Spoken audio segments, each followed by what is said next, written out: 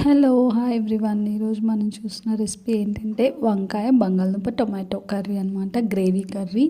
దీనికి మనము ఉల్లిపాయలు, టొమాటోస్ అండ్ అలాగే పచ్చిమిరపకాయలు కట్ చేసుకొని పెట్టుకోవాలి ఫస్ట్.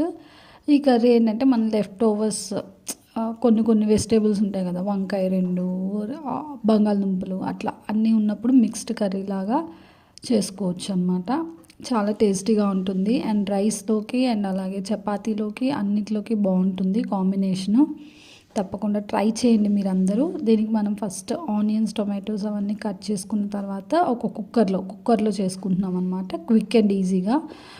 ఒక కుక్కర్లో ఆయిల్ యాడ్ చేసుకోవాలి. ఆయిల్ కొంచెం హీట్ అయిన తర్వాత మనం కట్ చేసుకున్న ఉల్లిపాయ, టమాటో, పచ్చిమిరపకాయలు యాడ్ చేసుకున్న తర్వాత కొంచెం సాల్ట్ యాడ్ చేసుకోవాలి అండ్ అలాగే అల్లం వెల్లుల్లి పేస్ట్. సాల్ట్ ఏంటంటే త్వరగా మగ్గిపోవడానికి యూజ్ అవుతుంది అనమాట.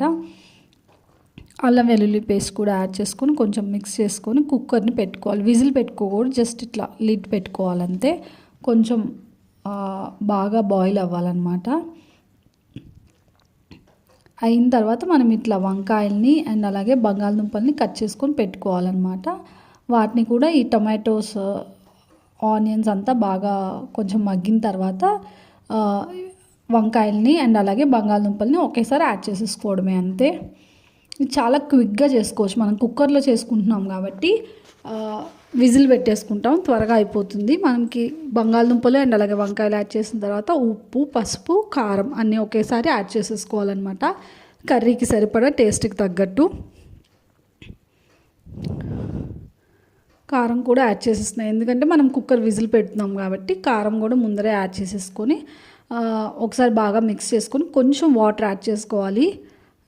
మనకి గ్రేవీ ఎంత కావాలో అంత వాటర్ యాడ్ చేసుకొని కుక్కర్ విజిల్ పెట్టుకోవాలి. 2 to 3 విజిల్స్ వచ్చేస్తే పర్ఫెక్ట్గా కుక్ అయిపోతుంది అనమాట. చాలా తొందరగా అయిపోతుంది, 10 to 15 మినిట్స్లో అయిపోతుంది కర్రీ.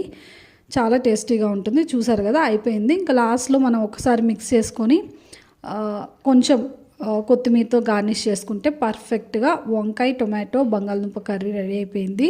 తప్పకుండా మీరు అందరు ట్రై చేయండి. లాస్ట్లో కొంచెం గరం మసాలా యాడ్ చేశాను, ఒక half spoon garam masala flavour కోసం, అంతే.